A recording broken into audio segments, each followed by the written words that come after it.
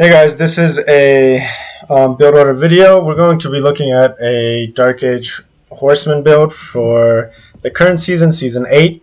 We haven't touched a Dark Age Horseman rush in quite some time. I want to say we did it in Season 1 or Season 2 a little bit. It had some use cases and sometimes it works out pretty good. The issue is that it's very all in early, and your horsemen are super weak. And since we did that, there has been some changes to horsemen. Horsemen have gotten a +1 damage buff in previous seasons. Mongols also get a free gur now. Before we had to mine our wood for a gur as well, and let me think. There's been a couple of changes, but the most recent changes that are the most recent ones for Season 8, and the part of the reason why we're looking again at even doing our Dark Age Horseman build is now they have +2 ranged armor in Dark Age, and all horsemen, including Mongol horsemen, are getting a slight range increase in their attack. So, so it gets a little bit easier to excuse me. Sorry about that. It gets easier to get hits on siege or on villagers that are clumped up on the gold line, things like that. So the range is nice, not something that's going to be super applicable in this build. The direct buff in Dark Age is kind of what we're kind of looking at, that +1 range defense. So this build, it's tough to say exactly when you could possibly use it for its use cases, and it's also tough to say when to stop building horses exactly, or if you want to build a tower, if you want to go for an uvu, these types of things, because really is matchup dependent. But I think one case that this might be a viable build is against English. English has been pretty safe from all kinds of harass early on because of their short bows, but now with this extra armor, you might be able to get some decent harass early on, and really just upset any timing they have getting to feudal age, which is a pretty big deal. So then the question becomes, when do you stop producing horsemen? Versus English, I think you could probably go up to like 4 horsemen and you'll be fine. If not even more, because he's got to commit to men-at-arms, and or just shooting you with vills, which again is, at the end of the day, it's actually to your favor, as long as you don't take too much damage and lose them. Maybe possibly on hybrid maps against, say, like a Delhi build or a dock build in general, running horsemen early, getting there early, getting that damage in on the villager, building the dock, possibly killing that villager before the dock goes up, but definitely when the dock finishes. So there's some use cases. Again, it's tough to say exactly when you want to use this exactly, and there is a lot of variations that you can do. So what we're going to do with this one specifically, what I like to do with the horseman rushes is, some people like to build the uvu first and then the stables, and then they're hitting with their cav like around the 3-minute 30 mark. I want to say 3-minute 30 mark. And yes, it's more bang for your buck going for uvu first, but the downside is you're not really delaying in H2 timing that much. You're going to be harassing a little bit. You might be able to secure like a tower drop, but this isn't so much a tower rush build as it is a gold denial build, slowing down the H2 or killing, say, like a dock being built, a villager building a dock, or burning down a dock. So this build is just, we're going to kind of do just a standard one, like a faster kind of a, there's variations. So we're talking a lot, but I guess it's just to kind of explain here. So we're going to do a 4 horseman opener here, and then we're going to age up. And this is just so it has a comparable timing for your standard Mongol spearman tower rush. So you're aging up around 5:30, 5 minutes, 5:30, with a Mongol spear tower rush. So that's kind of what we're doing here with 4 horsemen. You can do that, but when you want to do that is really contextual to each game, and but it's pretty much the same timing, except you're not getting a tower behind it. You are just delaying his gold or his stone, depending if he's like if he's got enough gold, and then you back off, and then you're going to be hitting his stone if he's going for a 2TC or something like that. So there's different things. So I was thinking of doing the 4 horsemen. Actually, let's do 2 horsemen. So I just talked about doing the 4 horsemen, but the 2 horsemen is kind of more of like the pivot point. So we'll build 2 horsemen, and then depending on your opponent and the game, that's where you're going to pivot. You're going to pivot either into dropping a tower on your opponent's line, followed with maybe a couple more horsemen, and tower the resources if they're not building any barracks. If they build a barracks, you should probably just stop at 2 horsemen and macro up and maybe let's say go 2TC.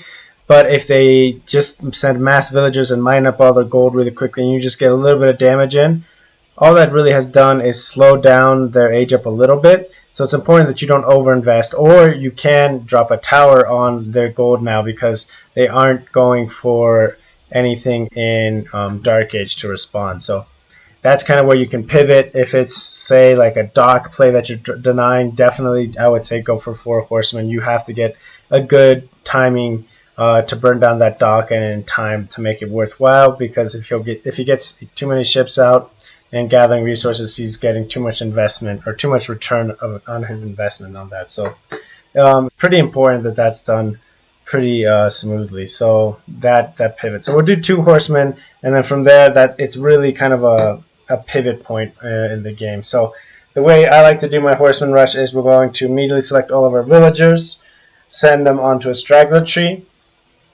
queue our TC onto a wood line, go place it on a wood line, send our con out to the middle of the map, and then we grab one of the villagers on the straggler tree and drop a stable.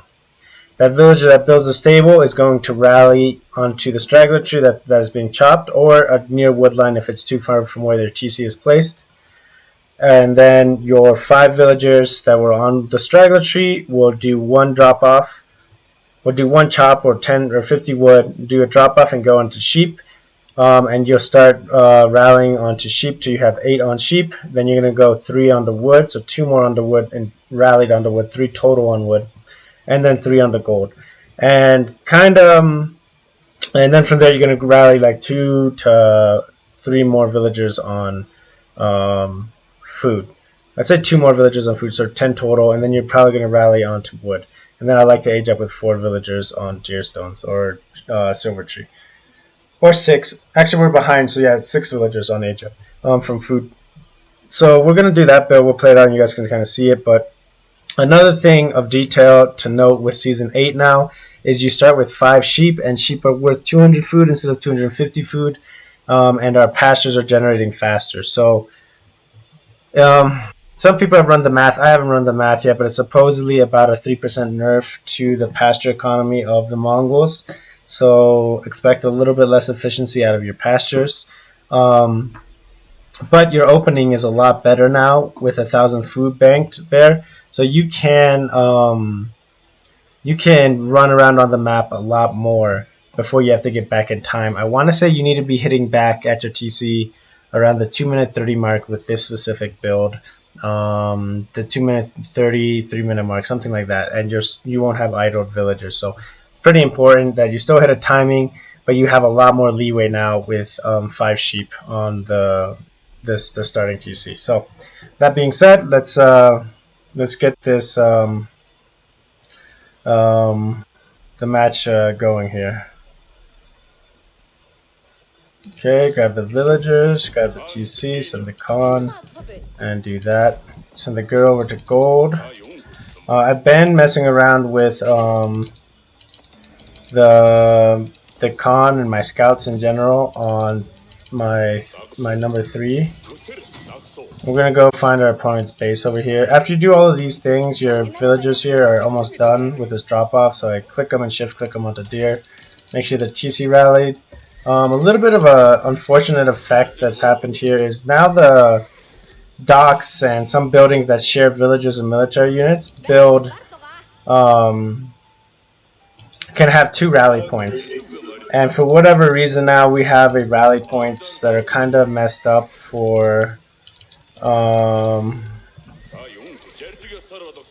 the like rallying villagers. It's no longer a blue line, which is kind of I want to say a pretty big deal actually, because it makes the readability a lot tougher, and it's something that they had changed previously, and it was a lot better that they had changed it, but now it's back to what it used to be. But some things have an easier rallying point system with like the docks. Now you don't have to worry about your fishing ships rallying to where your military ships are and so forth. So there's definitely a little bit of benefit, but hopefully it gets fixed in this secondary patch that's coming out, which I'm super excited for, because the secondary patch is supposed to be including a new unit for the Mongols, the Khan's hunters. So that's supposed to be a pretty cool unit. That will come from the deer stones. It'll be a unique unit. Roost is getting completely reworked with their bounty system, so it's gonna be really cool. Yeah, pretty excited about that. So we go 3 under wood here, and then we're gonna go 3 under gold. So the idea of the 3 under wood is we really need. I can't believe I haven't picked up a single sheep running through all of this. So our horsemen will raid here, and then I don't know if we're in TC range here. It looks like we're not, so we're okay there. But from here, we'll just pause real quick. Let's just say we can't really know if he is building a barracks or not precisely right now, but one way you could tell is if he has a ton of villagers pulled onto gold right now. He sees your horsemen raiding, and our raid was a little bit late because I had to run all the way around the back of his base. But one way we would be able to tell is he pulls like 6, 7, 8 villagers on gold, and he mines out super fast. That tells us he is not committing to a Dark Age unit, and he's still going to fast feudal. So at that point, we need to bring a villager over right now and drop a tower. So we could pull our villager from wood or a villager from food. I think I prefer a villager from food in this scenario to do that. And I would not rally 3 villagers onto gold now. I would rally only 2 and then start rallying onto food again. Just because if we go, pull 1 villager off of food, the 3 on gold is going to be a little bit unnecessary. So, little detail, but really important. If he is committing, if he's only got a couple of villagers, or if he pulls his villagers off pretty quickly, that could be that he's got to win back his gold or go somewhere else. So it's more than likely he's dropping a barrack. So your Khan does want to come back across the map fairly quickly, or come like if you guys can see my my cursor here, our Khan is going to come back to our TC, and then he's going to head northwest here and kind of scout out any pocket golds. And our horseman that's coming right now would hit this other gold that we can see on this east side and kind of search around as a villager heads across. So it does get pretty complicated what you'd have to do early on to react to various scenarios. So just food for thought. But in this scenario, we're going to say that he is going fast too. He's not going to, we're going to pretend he put all of his vills and he mines all the gold and he micros his villages perfectly, and we're not able to get a vill kill, just damage them. And he's able to get all of his gold and just continue aging up and just a little bit delayed. Again, at that point, we still need to be able to get some sort of boom going on, but we're not going to send villagers out to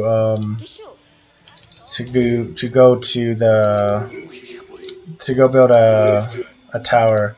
I can't believe we've only got 1 villager or 1 sheep here. Maybe it's because I haven't been paying attention, but I mean that's pretty crazy. Oh wow, whoops. So yeah, you need to be paying attention here and hopping between these 2 things pretty consistently, and part of it's because I'm doing the build order.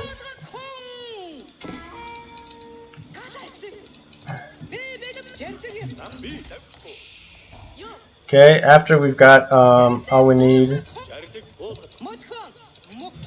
in terms on villages on goals, that's 3. We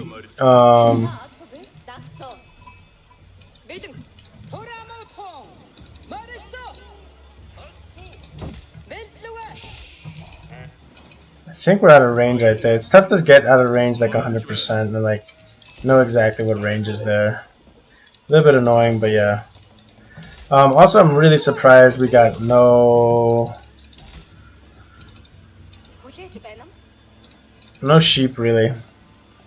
Anywho, so we're gonna go up to 10 on food, and now we're gonna rally onto wood. So in this case, you need to do some sort of boom behind this if he goes to fast stage 2, and at this point we're just kind of like simulating what could be a potential option. So what we're going to do is we're going to go for a fast second TC. The idea being that he's going fast stage 2, maybe he's going to make some spearmen to deal with us, and he would be aging up now, and we'd have to be dropping a military infrastructure building here shortly. So what we're going to do is you would drop a tower, you have the wood economy to drop a tower, and then just build a second TC fairly safe while not losing anything on your gold here. Your second TC will come pretty late. That's another change on the Season 8, is Mongols now have a 50 wood cheaper second TC, which is, yeah, I mean, it's nice, but it's not like a huge difference in like your timing with the second TC, but we're definitely going to look at it and see what we can mess around with. I would like to rally. I'll probably take one of these gold villages onto food at this point. Once you have 100 wood or gold, we're happy. We can get our double broad axe. We just want an extra villager on food because we need to get the upgrade as well as continue villager production. And if we don't do that, we'll run out of food before we can queue our next villager, which is a big issue, right? So we can kind of see the range of the horsemen here. A little bit longer than it used to be, which is nice. Again, still weird pathing there. I would have liked that they don't, like, there was nothing around the side, and let's see that how that horseman moved around weirdly. So there's definitely still some jankiness to how they work. It's a little bit unfortunate. I was hoping to get a little bit more crispiness out of that unit interaction, but it is what it is. Let that go up. 15 villages on wood. That's plenty. So we'll start rallying onto food here. We basically need to have 8 villagers on food when this is all said and done.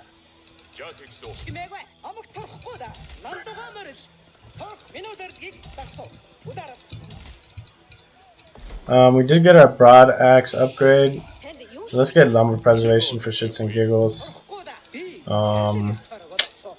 Yeah, it's gonna not really matter at this point, but we're gonna do it anyway. So now we can probably drop and get our second TC. There we go. And you can see, even though this isn't like a min-maxed, this is far from a second TC tower rush, and we're getting our second TC at like 6.5 minutes. We started comparable to like our previous 2 TC build. It's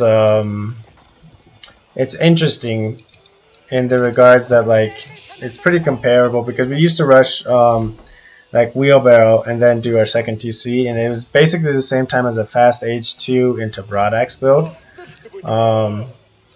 So now we're pretty close to it, and we went with Dark Age Aggression, beginning with Dark Age Aggression. So you can see that there's definitely some like some use to the 80 resources or the 50 resources. There's spearmen there. Okay, so that would be the idea, right? So now you kind of just do whatever you want to do at this point. Whether it's dropping a range, whether it's dropping more pastures. Pastures are different now. Let's go able to see that real quick. Get your upgrades. Don't forget your eco upgrade. That's pretty important, actually. 15 on food is pretty nice, so you can actually survive like um, to keep infrastructure up for a 2TC build. It's really nice to have this going. I would like this like over here. A little bit of like lost production time. So here we can see our pasture. A sheep is coming at 1 minute 22. It says, and a little bit less than what it used to be. So you can kind of like boom safely in your base if you want, and just go to fast stage 3. In which case I would pull probably like 5 or 6 villagers and send them over to gold. So there's definitely a lot you can kind of do there in terms of like flexibility, and the big thing is how to react and kind of what the proper transition is. I'm not entirely sure what the best move is in certain matchups. I haven't done a Dark Age Horse Rush like versus an opponent in a really long time, so it's tough to say exactly. But I do think in certain matchups, specifically against English and on hybrid maps, I do think that there's got some good potential to have some viability in terms of tempo and stuff. And I do think if when Deerstones gets changed with Con Hunters, if it's a ranged cavalry unit, I do believe that if you go Dark Age Horse, you want to open with the Deerstones next, because you'll basically get a range for free, and you won't go Mangadai, and you'll go Con's Hunters. It'll be really synergistic and should be fairly oppressive against an opponent. So tough to say exactly what's going to happen. That's a lot of speculation, but we'll kind of just focus on this and the pivot points with this Dark Age Horse Rush. So again, all villagers, TC, Con, select one villager, drop the stable. This villager is going to rally back onto wood. Town center is going to rally onto sheep. Sheep nice and close to the TC. These villagers are going to drop and then shift click onto the sheep here. Stable's coming up. Khan is running across the map, trying to find our opponent. 2 sheep here. This is like 1/4 of the map, right? From the sacred site, basically. No sheep. 2 sheep.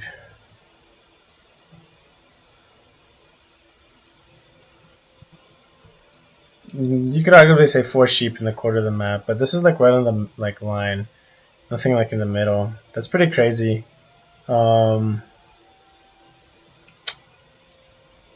I wonder if the sheep change just reduced the total amount of sheep on the map.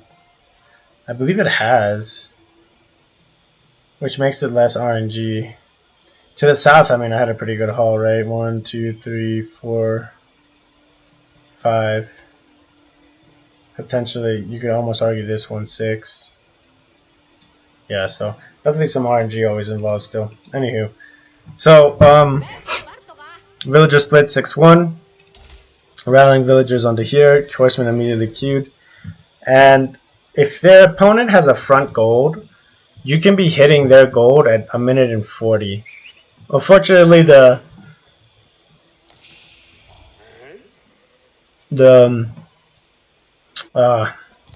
intermediate AI isn't a person, and it's not like doing an actual build. But you can see with the timings involved how you could possibly hit someone before they've really even started gathering gold, or they've only got 10 gold or so, 20 gold or so max. So if this is a front gold, you can be hitting at like 1 minute 40, which is a pretty nice. We're going to go up to 8 on food, and then we're going to rally a villager onto wood. Our Khan is coming back and finding nothing.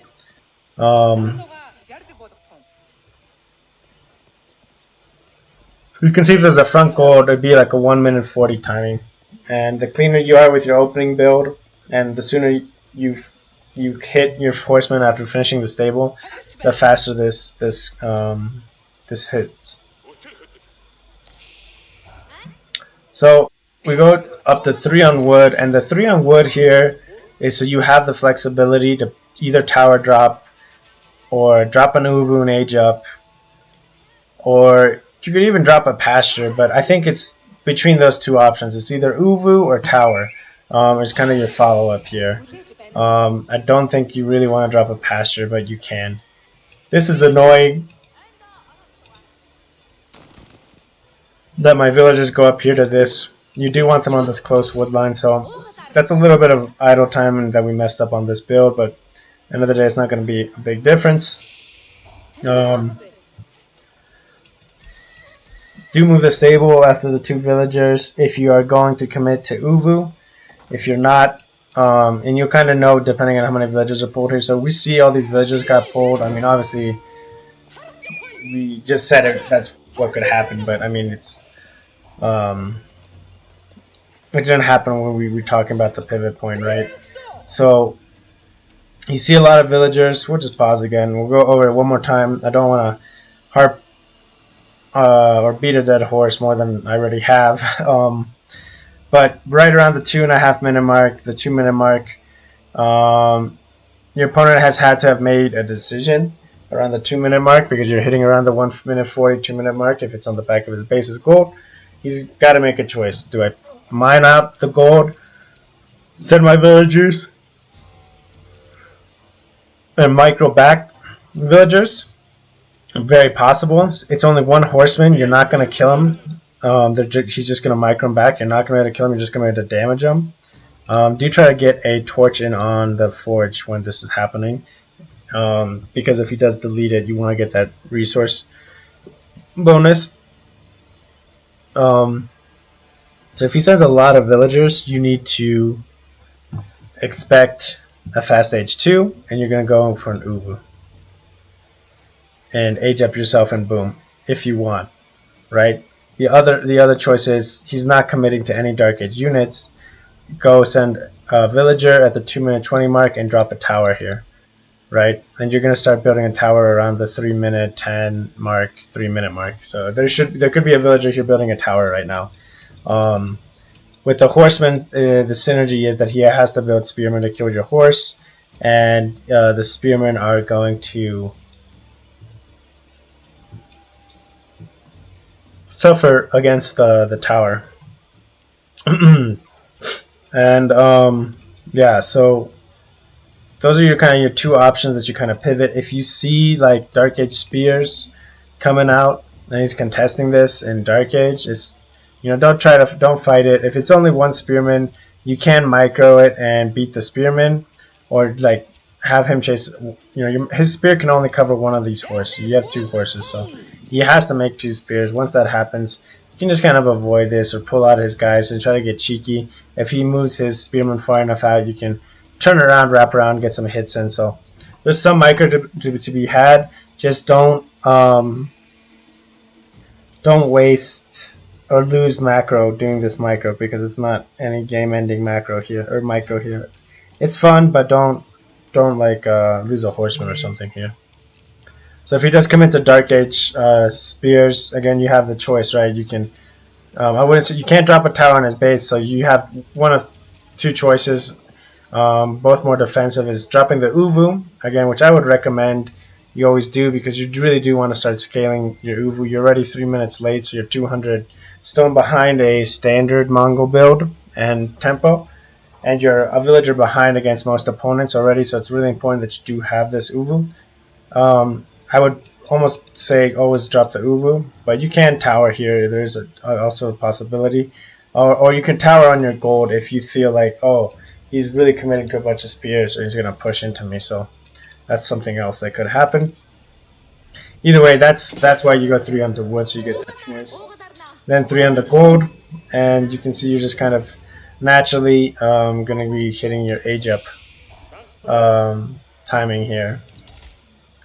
Now, this, because we went with only 2 horsemen, is a faster age up timing than you typically hit with a standard tower rush build, or like if you go 4 horsemen, because you're not investing as much food in the build, but you are getting quite a bit of more wood and that's what is kind of slowing it down. But we're starting at around 350, so you're a little bit faster than what a like a spearman rush would look like. And then we'll just speed this up. Typically, a spearman rush is you're finishing your age up around like 5.5, 6 minutes is when you're typically finishing a spearman rush. Really clean, well executed with minimal spears is around 5.5 minutes. So you can see that you age up with only 2 horsemen invested at the 5 minute mark, so you're a little bit faster. You're not falling back or falling super behind. You've mined about 100 stone, and now you got 100 stone per minute now. It used to be 70 in Dark Age, so now in Feudal Age you're getting 100 stone per minute. So you're kind of recovering what you've lost, but you did lose around, I don't know, 200, 300-ish stone in this opening. So it's a little bit behind on stone, but the plus side is this first Uvu is going to last a little bit longer, and you haven't really used any stone on any trash units. Pretty much any stone you use now is going to be exclusively for Keshik or like archers or Mangadai, or I don't think you'd really use it in spears, but it would be for like a feudal age situation, possibly on double veils if you do have the Uvu right on your TC. So yeah, it's from here it's kind of just depends on what you want to do and how the game goes, and the context of it. If you dropped a tower, you kind of have to keep some pressure going on, and you say you go silver tree instead and you start trading, and you're going to build an archer mass and kind of fight the opponent after you drop a range here. You have flexibility with his age ups. You have 150 wood to drop a production building of your choice, and this is with a tower already being dropped in that gold, right? So you have quite a bit of flexibility in terms of what you do with the build. Maybe you go pasture and range with a silver tree. Silver tree is getting set up, and you're kind of just keeping map control and presence. So a lot of flexibility with the build. It is quite all in, and you are a little bit behind with already the Mongols that are pretty economically behind already as a civ. So it's not a super strong strat, I would say, and it's definitely needs to be tried out and played around with a bit. But I do think against perhaps English, it could be worthwhile to do, and perhaps on hybrid maps, it's worthwhile to do. So that's pretty much it. And then from here, I mean, there's a lot of flexibility in terms of what you could do with the build. So we're just going to go to TC because that's what has also been buffed this patch, and say, your opponent might be expecting more harass or booming themselves. So you do want to be able to stay in tune with them. And the Mongol 2TC isn't really super strong per se because you don't have a lot of innate bonuses, but it's not weak by any means. The plus side being you never really have to go out to gold, to stone. Your farm eco, your food eco is super condensed and safe, as well as your gold is usually protected by a TC or a tower, so you can play fairly defensively. Sorry about that. You can play pretty defensively with your 2 TCs here. So that's pretty much it for this build, guys.